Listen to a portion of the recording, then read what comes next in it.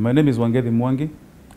I was the editorial director of the Nation Media Group until 2009, end of 2009 when I retired after serving the company for what, nearly 30 years.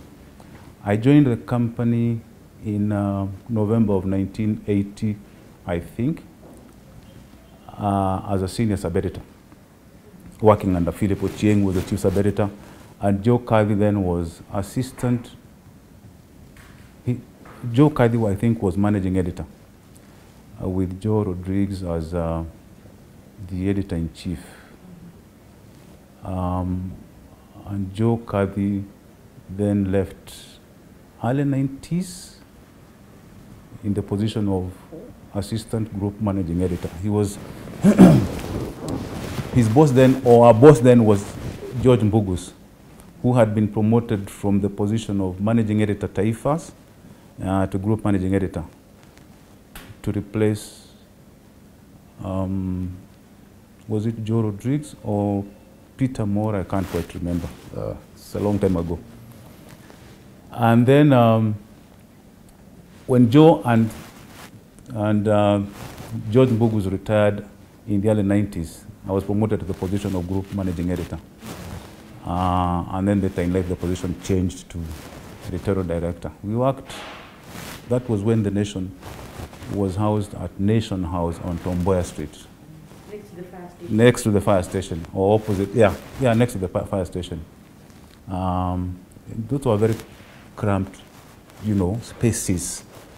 Not anything like what we have today in Nation Center, you know, where we had typewriters tied to the desks because somehow, if they were not chained, actually, if they were not chained to the desk, then somehow in the night they would grow legs and disappear. And people would smoke in the newsroom, and occasionally you find an editor with a beer bottle as they are writing their story, banging out their stories on typewriter, or editing their stories at the service desk. Like, no, Joe was a very demanding editor, very ethical and very professional, but also very supportive. All he needed from you was quality editing. You know, the job as a sub-editor is to knock the story into the shape that reflects or demonstrates all the qualities of good journalism, and also adherence to the style of the Nation in every way, whether it's spellings of people's names, whether it's the, you know, sticking to the Queen's English rather than to the American English. So he expected that you knew how to apply all the principles of journalism and reflect the brand of journalism that the Nation then promoted and continues to promote. He wouldn't entertain anything less than that. He was a very friendly person, by the way. When I think about him, 3 words jump to mind in terms of how one would describe his character. One is ebullient, the other one is jocular, and the other one is very supportive. Newsrooms can be very tense spaces, but Joe always had a way of lightening the atmosphere with his jokes. Some of them would be a bit overboard, and you had to get used to him to accommodate his zest for those kind of jokes. But he said them in good spirit, so you never felt offended. Although a few times there were people who thought he went too far, and the rest of it. He was also very quick on his feet, if you like, in terms of thinking.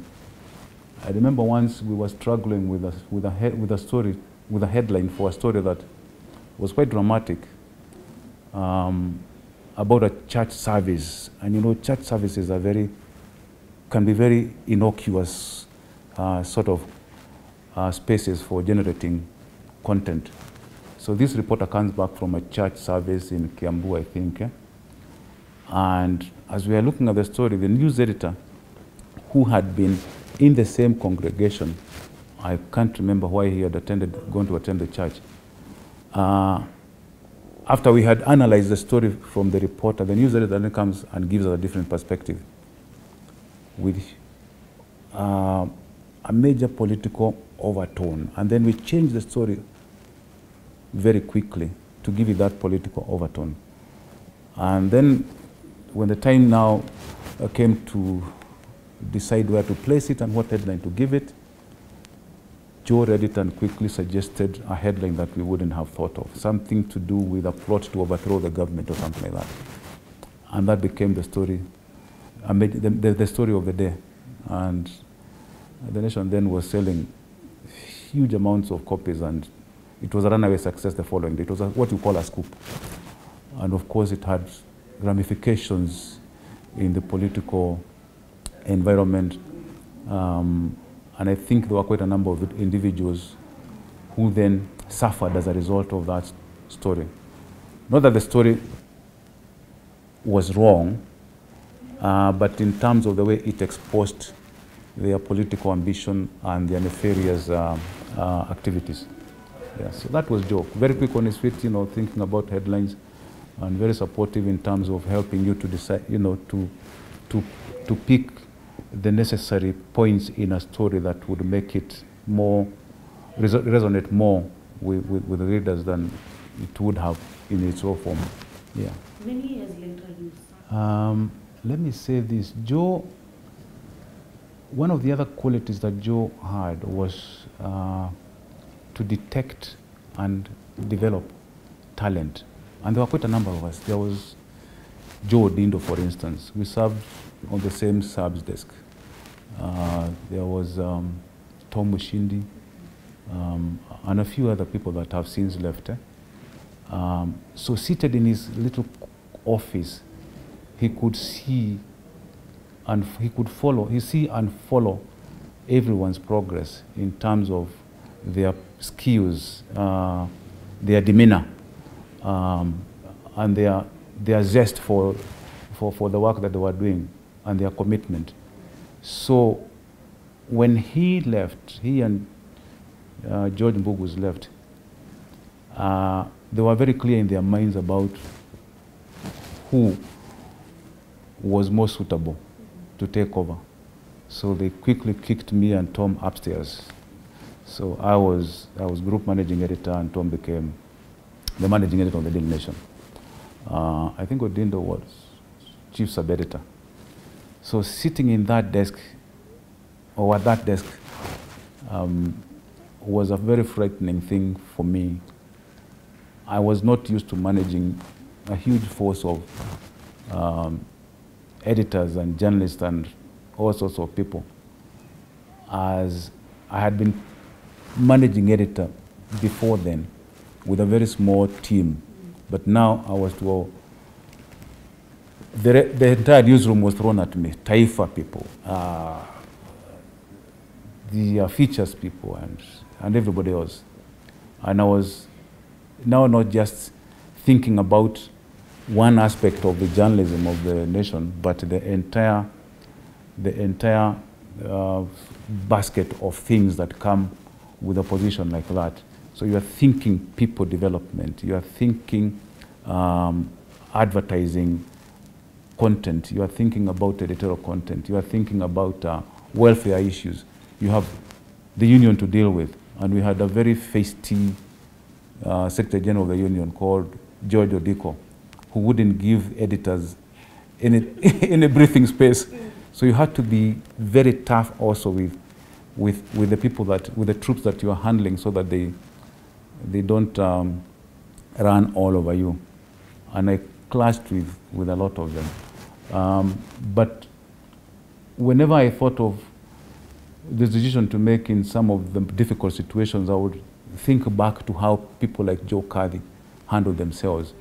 Joe was very good with people, very persuasive, but also quite a fighter. I mean, if you thought, for instance, that he was fodder because of the way he came across to you as an ebullient and very jocular and friendly fellow, then you would be making a big mistake, because when the chips fell, then the man would be very forceful and very combative. So I'd think back to the way he handled himself, and and tried to behave the same way as he did. But you know, characters are different. Yeah, you can't be somebody else. You'll always be yourself. There are people who thought I was too mean or not too sensitive to their needs and the rest of it. But when you're editor, of course, you expect a lot of things to be thrown at you that you have to take in your stride and grow a thick skin. Yeah.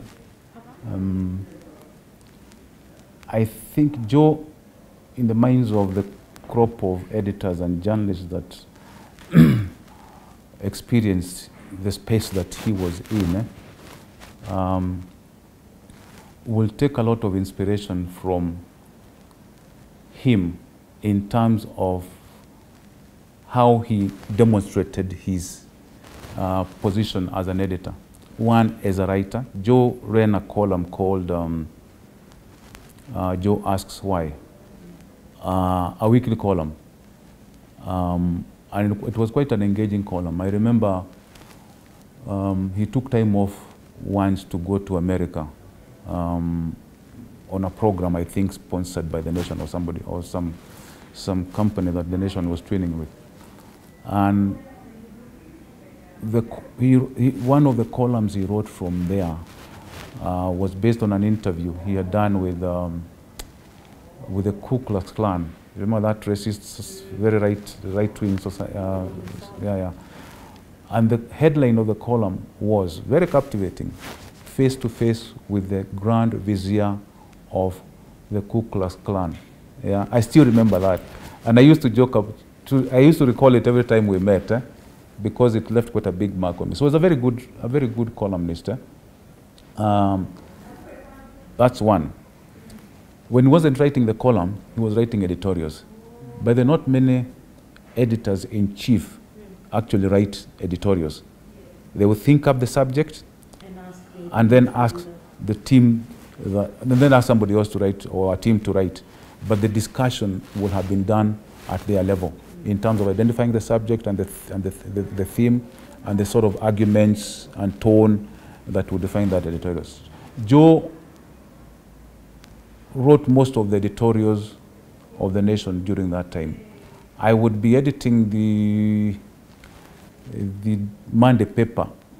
As the chief sub, I would be sitting at the chief sub desk on a Sunday to edit the paper for Monday. Joe would come in at 2 or 3, sometimes even at 4 o'clock, and ask whether we had written the editorial. And of course, we would be so busy subbing or editing other stuff that we wouldn't have time to write. And he would sit in his office. 30 minutes later, he's done with the editorial. So all you need to do now is to dot the I's and strike the T's and then give it a headline, and that's the end of it. Or he would come and ask or call from wherever he was and ask, what's the main story of the day?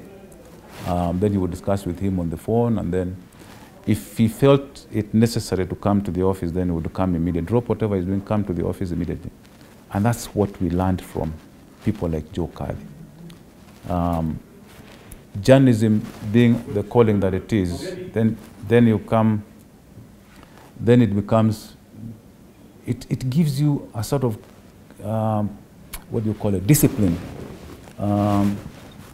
that then inspires you to think about nothing else but the job at hand. Wherever you are thinking about something that you need to complete at the office. You drop what you are doing and rush to the office and finish up with the story. So I think that's what youngsters like yourselves, I would say, ought to learn from old guys like ourselves who have, been on that road forever, and people like Joe Kadhi. Read a lot about them. Listen to people talk about them, and see what you can pick out that would help you in your career as a journalist. I think that's what I would say.